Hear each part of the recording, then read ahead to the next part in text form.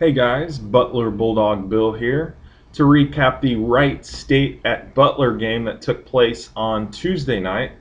Now, this was the first round of the Horizon League tournament, and all the higher seeds got to host their games. Butler happened to be one of the higher seeds in this round, so they got to host their game against Wright State, who they'd already swept during the regular season. First half, this was kind of a really nerve-wracking game. Butler, they let Wright State really stick with them, and I got scared that because Wright State hung in there with them all the way till halftime. Halftime score was like 30-28. But then the second half, Butler really opened it up. They started off on a 13-0 run, and Kyle Marshall was a big part of that run. He had 6 points during that stretch. And they jumped out to a 43-29 lead with 16 minutes left. And at that point, it became pretty certain that Butler was going to be able to either hold on or extend their lead to win. They just came out with more firepower in the second half than Wright State did. Wright State looked overmatched. Andrew Smith for Butler had 25 points and 7 rebounds in this game. Roosevelt Jones had 11 points. And Krishan Hopkins had 10 points. And, Butler ended up winning this game 70-52 over the Wright State Raiders. This dropped Wright State to 13-19 on the season, and it ends their season. Butler improves to 19-13. One of the great things about this game is Butler found their shooting stroke once again. And they've shot 53.7% from the field. And not only was that impressive, but the fact that their rebounding advantage was a huge amount. They out-rebounded Wright State 30-14. So they got a lot of opportunities to score. Second chance buckets were numerous. And that it's really good to see that they were able to make a 3-game sweep of Wright State this season. Now, Wright State was the 8th seed. And Butler was a 5 seed. So Butler, not only seed-wise, record-wise, but home court advantage-wise, they had this game in the bag pretty much from the get-go. Tonight, it's Friday, and tonight is the second round games of the tournament. I guess you could say it's the quarterfinals. Third-seeded Detroit will play 6th-seeded Youngstown State. And in the later game, 4th-seeded Wisconsin-Milwaukee will play 5th-seeded Butler.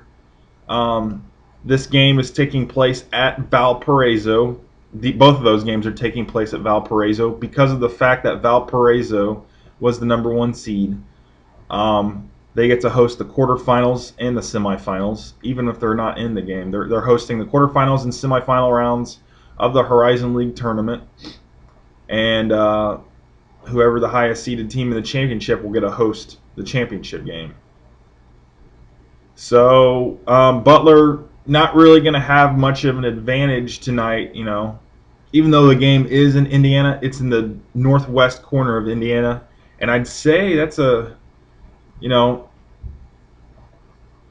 too far of a drive for Milwaukee, Wisconsin-Milwaukee. Butler's a little bit closer, but I expect Wisconsin-Milwaukee to bring a good crowd with them as well. This is going to be a tough game for Butler. During the regular season series, the series went tied 1-1. Butler 1-1, Wisconsin-Milwaukee 1-1. And the winner of this game will face number 1 seed Valparaiso. But first, Butler's got to get through this game tonight, and it is not going to be easy. Wisconsin-Milwaukee has made,